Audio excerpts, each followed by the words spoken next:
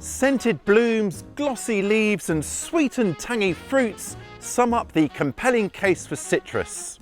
Later in the video, we're going to visit a truly inspirational citrus grower who is going to share her expert tips for growing citrus no matter your climate. But first, let me show you what I'm going to start my collection with. In my cooler climate, perhaps the easiest to grow is the good old lemon, so beautifully fragrant. But of course, if you are in a warmer climate, then the sky is the limit. Now, lemons really are the best for my cooler climate, as I've said, so I've bought myself this beautiful little stunner here. Let's see what we've got here then. If I carefully ease him out from the pot. Yeah, as I suspected, there's some roots kind of running around the edge here, so this plant is really going to benefit from being potted on into fresh potting mix. And I'm going for a container that's kind of one size up. And the best time to pot on is usually in the spring, but really anytime plants are pot bound, just crack on and do it. And then as my growing medium, I'm using a soil-based potting mix. Now, soil-based is slightly heavier and slightly more substantial, which is exactly what we want for plants that are going to be growing in containers long time for all of their life. So choose that. Just to be on the safe side, I'm going to add about 20% by volume to 80% potting mix here of this gravel here. It's nice and gritty, and if I mix that all in thoroughly, it's really going to help improve drainage. Of course, if you are in a warmer climate, then citrus will grow quite happily in the ground.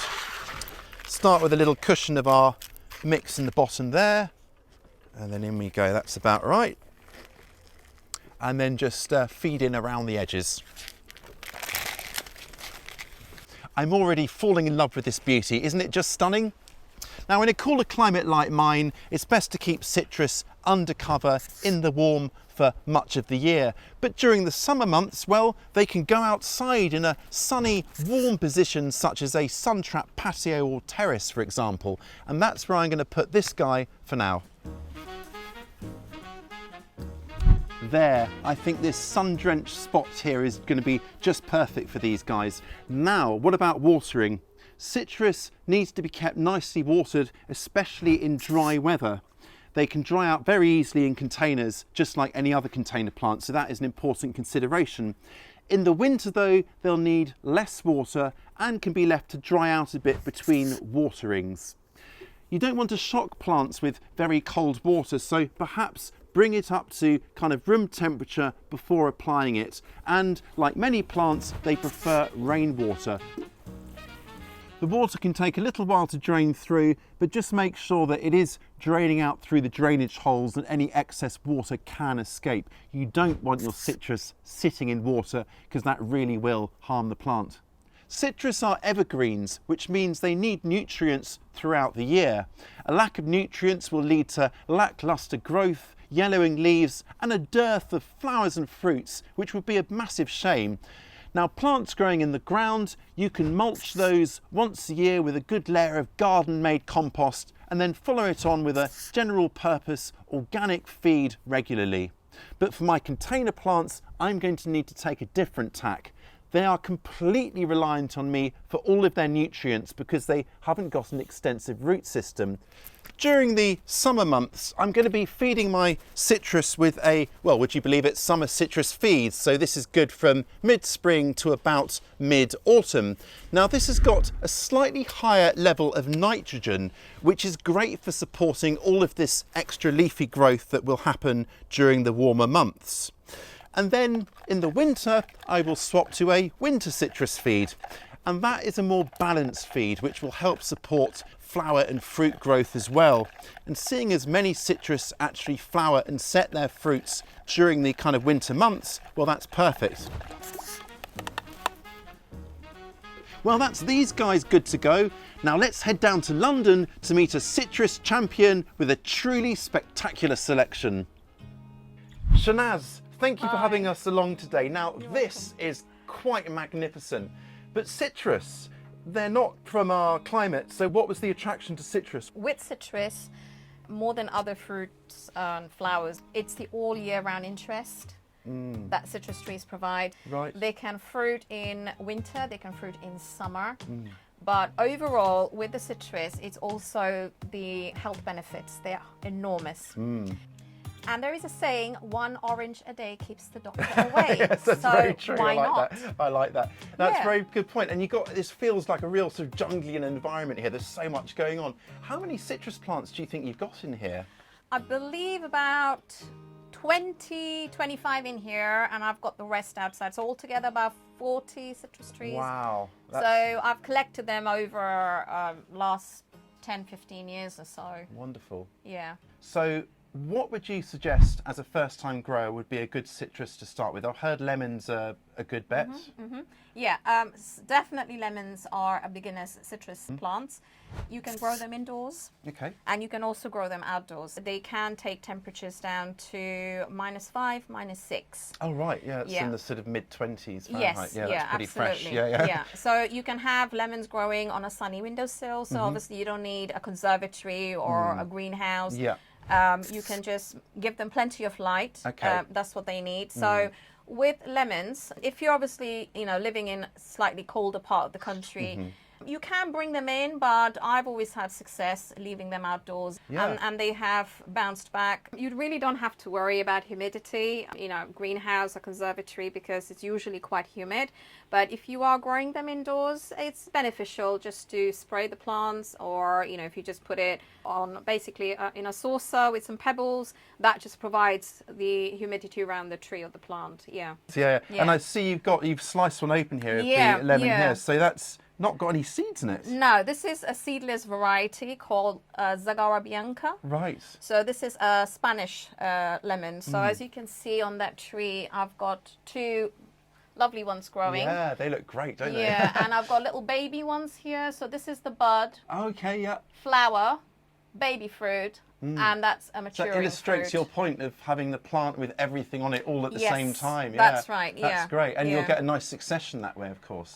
Yeah, because there is always lemons to harvest. So I haven't had to buy lemons for the last 6, 7 years. Wonderful. Love So it. I grow them organically, and whenever I need to, I just harvest. Wonderful. And it's really very, very juicy. So as you can see, this doesn't have any seeds at all. Right. So another interesting fact with lemons is that if you're in a slightly temperate, warmer climate, you might find lemons are ripe, but they still have the green color. Oh, right. It's the drop in temperature during winter that causes the yellow coloration. Oh, interesting. So Yeah. that is fascinating. Yeah, So the yeah. changing colours caused by temperature, Yes. not the ripeness. Yeah, Right. yeah. So the best way to check if your lemon, orange, whatever, fruits you're growing, if they're ripe, is you just press with your finger. So if there is leaving dents, then that is actually ready to be harvested. This is still not there yet. I'm going to check this one here.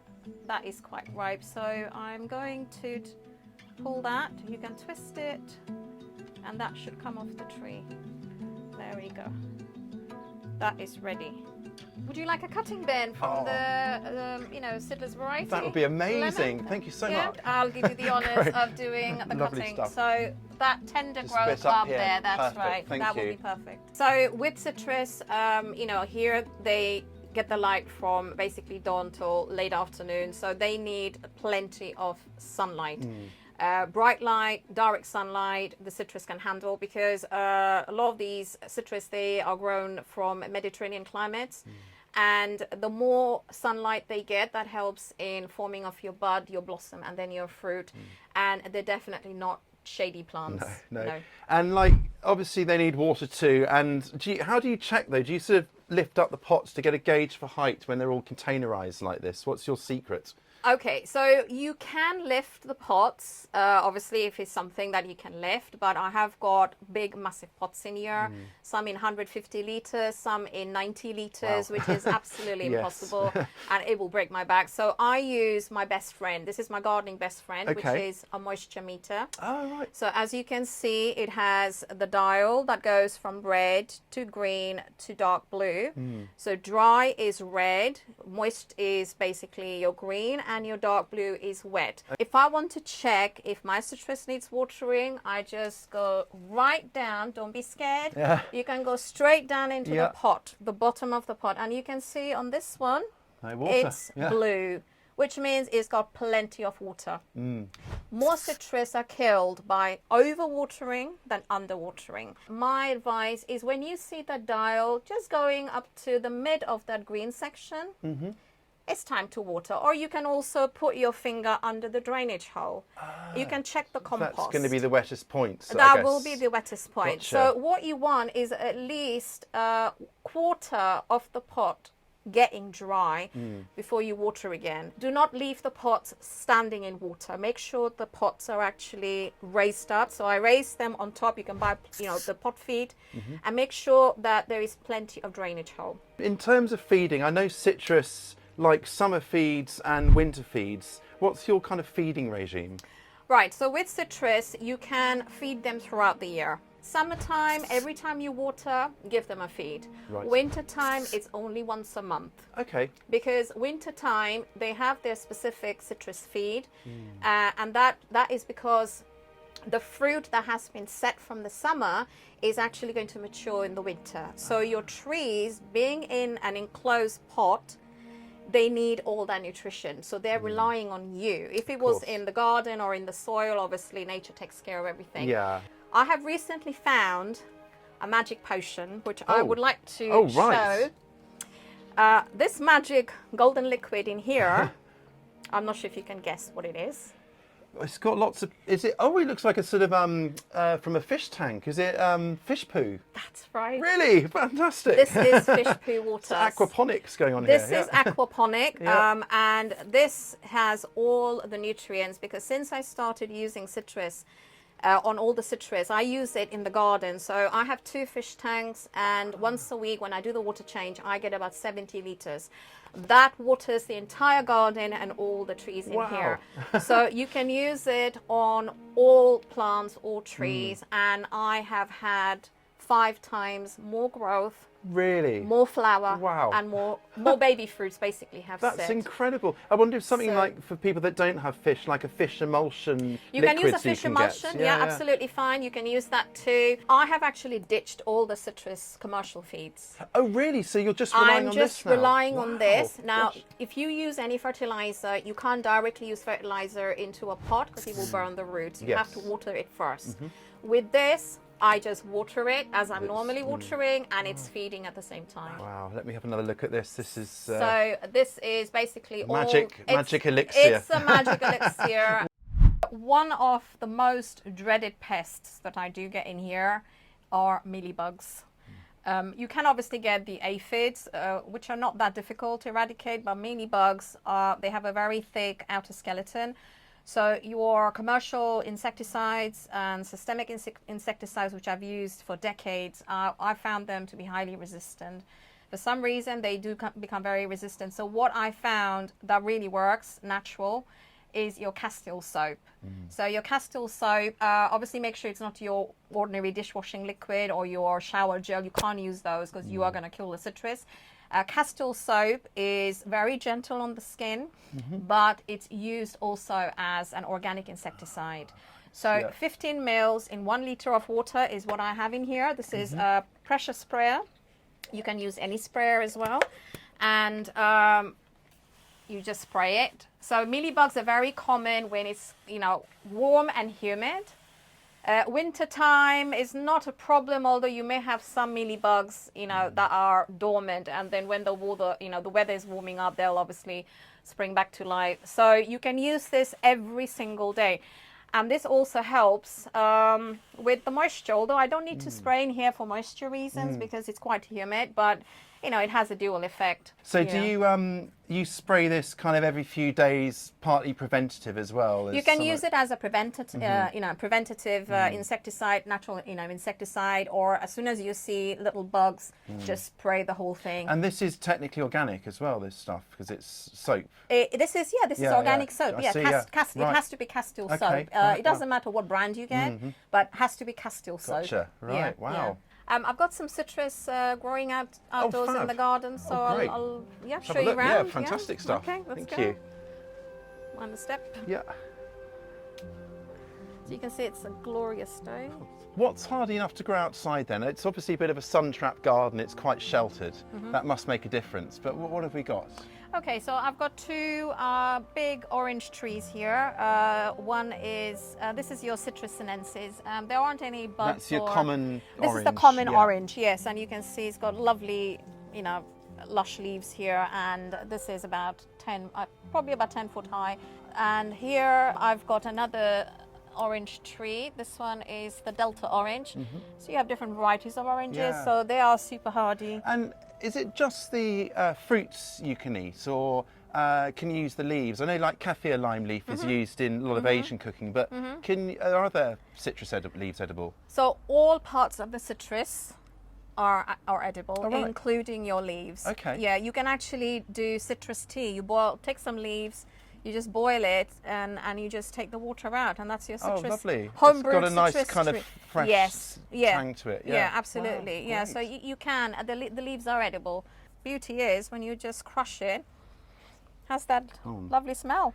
Oh, it does, doesn't it? Oh, So it's releasing all that essential that's oils. glorious. Yeah. So you can flavor your salad, you can flavor your rice, whatever you're cooking. It's a great tip. Yes, yeah. This is looking really lush and healthy. What's this? This is your clementine tree. This summer it's put on quite a lot of growth after I've used the fish fertilizer, fish poo water. Yeah. And again, this is very hardy as well. And you've got it growing like a standard tree, which is quite attractive. I mean, these are really ornamental plants, if nothing else, aren't they? Yeah. So even if you don't have fruits and flowers, it's just beautiful and lush and evergreen. Yes, that's important, isn't it? Yeah. So you can have evergreen growth wintertime outdoors in the garden. So a lot of the citrus, your lemons, your oranges, mandarins, clementines, you can throw them out in the garden. Yeah. But depending, again, if it's a very cold climate, you might have to, but they can take up to -5, -6. Yeah, wow. Some even take -10, -15. Wow. Kumquats. Right. Kumquat trees, yeah. Okay. Yeah, because they originate from China. Right. Jerry, come on, sweetie. Good boy. Step up. Hello. Hello, beautiful. Hello, this is Jerry. Hello, Jerry. Yeah. Hello, gorgeous. He's an African grey. Oh. These are my garden buddies. I have saved one last blood orange for you. Oh, wow. I feel special, thank you. Oh, you're welcome. I had to harvest the rest because if you leave them too long on the tree, they can get moldy. Okay, you don't want that. You don't want that, Yeah, basically, yeah. and then you end up losing the harvest. So I'm going to get this one for you, and we can cut it later. Great. It's an awesome colour, isn't it? It is a beautiful colour. So the tree is called sanguinelli, Citrus sanguinelli, and you have, this is the Moro orange. You have different varieties of the blood orange, but this particular one is Moro. So it is very, very deep red inside. Oh, wow. And you can Oh, see look at that. that's the colour. Gosh. Yeah. It's almost got striations to it, hasn't Yes, it? yeah. So I'm just going to juice that, and you can have a little sample. Oh, wow. I feel honoured you saved your last one for me. It's Well, like, they say the best one is saved for the last. Oh, yes. thank you. Right, I think we have enough in there. Right. Wow. Little Thank you. sip and see Cheers. if you like it. Oh, that is magic itself. Does it taste nice? It tastes really lovely. It's not too sweet. It's not too sharp. It's just got a kind of cuddle in the mouth kind of taste to it. It's gorgeous. You can feel the life through your veins. I really can. Thank you so much for sharing that with me. You mentioned earlier, right at the start, that growing citrus is great for kind of the flowers, the fragrance, the fruits.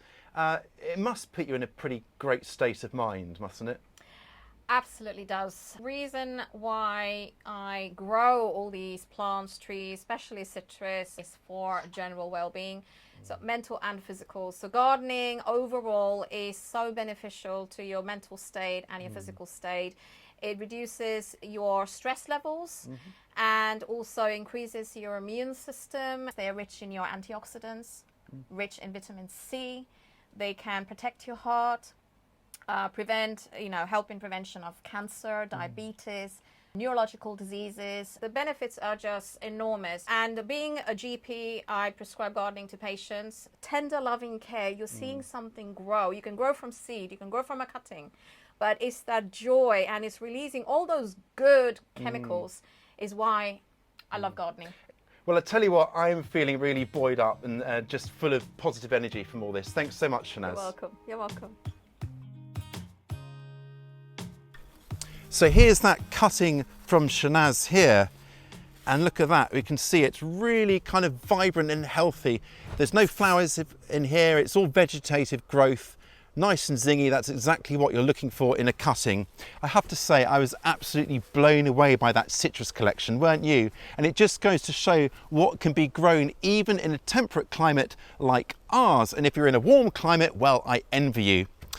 Now, if you're taking cuttings, just keep them nice and cool and wrapped up in wet tissue like this until you're ready to process them. And it's always lovely when you visit a garden and you can take something away. Thanks, Shahnaz.